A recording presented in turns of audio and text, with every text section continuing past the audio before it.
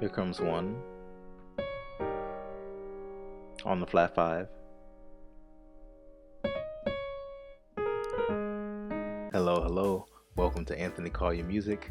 I have a great lesson for you today on passing chords and where to use them. So let's just dive right in to the lesson. So I have a little personal definition on how I view passing chords. Passing chords are tools used to take me to a specific target chord, and they tend to be non-diatonic. And I believe that each degree in our scale can be approached by at least one specific passing chord. I'll be teaching based off of this chart. So we are in the key of D flat today. D flat is our 1, E flat is our 2, F is our 3, F sharp or G flat is our 4, A flat is our 5, B flat is our 6, C is our 7, back to the 1. Okay? So each one of these degrees can be a target chord. Therefore, we need to approach one of these target chords with a chord that happens to be non-diatonic. So where can we find these non-diatonic chords or degrees? Well, between our 1 and our 2, we have our flat 2. And some of you might know this, but let's just go over it real quick. Between our 3 and our 4, we have a flat 3. Between our 4 and our 5, we have a flat 5. Between our 5 and our 6, we have a flat 6. Between our 6 and our 7, we have a flat 7. Okay? So the flat 2, the flat 3, the flat 5, the flat 6, the flat 7, those are all instances or places where I would consider it to be called a non-diatonic location, or me personally, I would call it secondary degrees. And this video right now is part 1 of a 3-part series where we'll talk about degrees and what to do over specific degrees. But definitely you want to understand that the flat 2, flat 3, flat 5, flat 6, flat 7 are all places where you will put the passing chord, where to put it on the secondary degree. What is the quality of the chord that we're going to play on the flat 2, flat 3, flat 5, 6, 7? For right now, each one is going to be a diminished chord. And as you can see on this chart, we have our target chord, the 1, 2, 3, 4, 5, 6, 7. To 1, we have our passing degree, all of the degrees that I talked about, either the flat 2, flat 3. I'm not going over it again. And each one of those places that we put the chord specifically will be a diminished chord. So some of our target chords can be approached by a diminished chord, either a half step above itself or a half step below itself. So let's take the 1. I would definitely say that this is a less common option, but let's say you're walking down from the 4.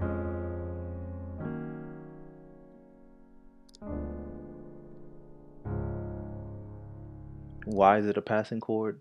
We put it in between 2 diatonic chords in our key.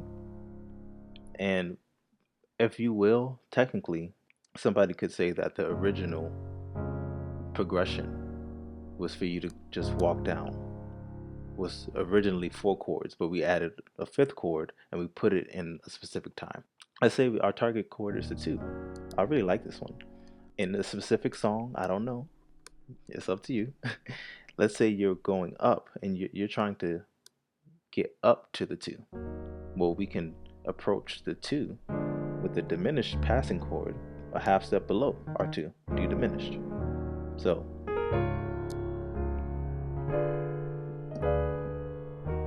passing chord, right?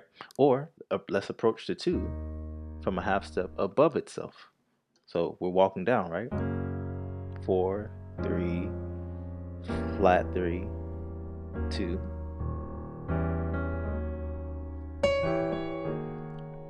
Flat 3 to 2, okay? Our passing chord is on the flat 3, and we're doing a diminished chord, all right? The 3. Our target, we want to land on the 3. Well, I can approach this one with only one chord, and it happens to be a diminished chord on the degree that is a half step below our target chord. So our flat 3. Let's see.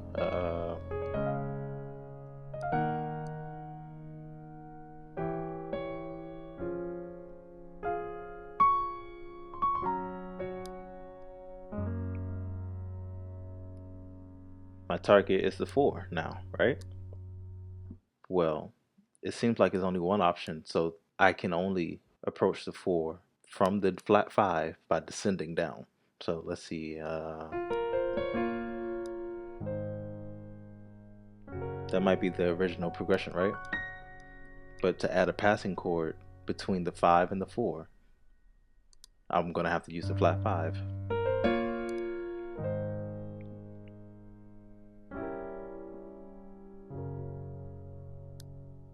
I don't know if I said it yet, but when you see diminished, I'm referring to a diminished triad or a diminished 7 chord. And it's up to you and your song and your ear to decide which one you want to use. So our 4 only has one option, a flat 5 to 4. So let's say if we're going from 1 to 4.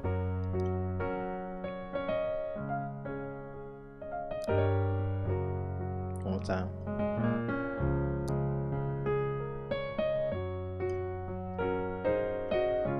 Here we go. Okay, the 5, my favorite. Our target is a 5. We can approach it with by a flat 5, or approach it from coming down from the flat 6. Let's see.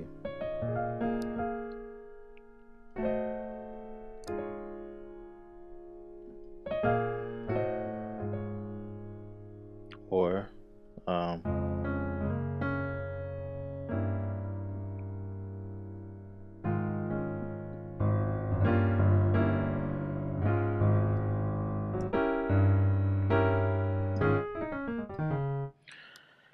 let's keep going. So the 6 now, you can approach the 6 by the flat 6,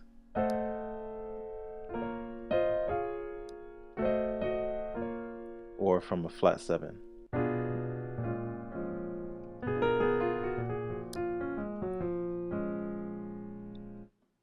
So the 6, if I'm being honest, the most common option is to approach the 6, our target chord, by the flat 6. We have the option to do a diminished chord on the flat 7 to get to the 6. Does that sound all that great to me? No, but do you have the option? Yes, and that's what this whole chart is trying to get you to understand. And then our 7, we can approach it from the flat 7 and play a diminished chord based off of that. Let's say our song was going from the 6 to the 7 to the 1, right? Well, we can throw in a quick little passing chord from the 6, flat 6, 7 to the 1. Let's try to do it in time.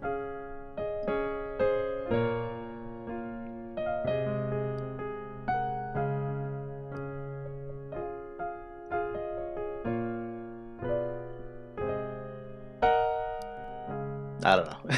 Just made it up. All right. So I hope that this was understood. I might not need it, but just as a recap, we have our target chords, the chords that belong to the key. Every major key has the same passing degrees or same secondary degrees. And we'll talk about that in the next video. But yeah, the flat 2, the flat 3, the flat 5, flat 6, flat 7. And each one of those degrees that we play a passing chord, the quality of the chord will be a diminished chord. I guess I can leave you guys with the song and try to do some of these passing chords to demonstrate it. Um, it was just Resurrection Sunday.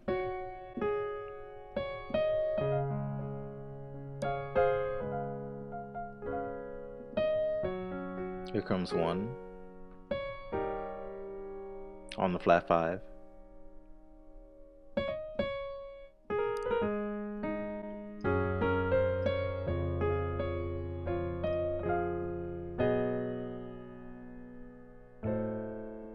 You could have put that, I wouldn't, but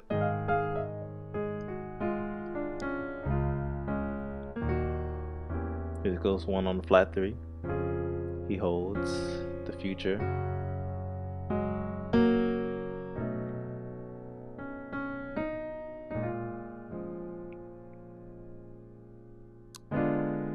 Right there on the flat 2. Here goes another one. Because he lives. And life is worth. Same one on the flat 6.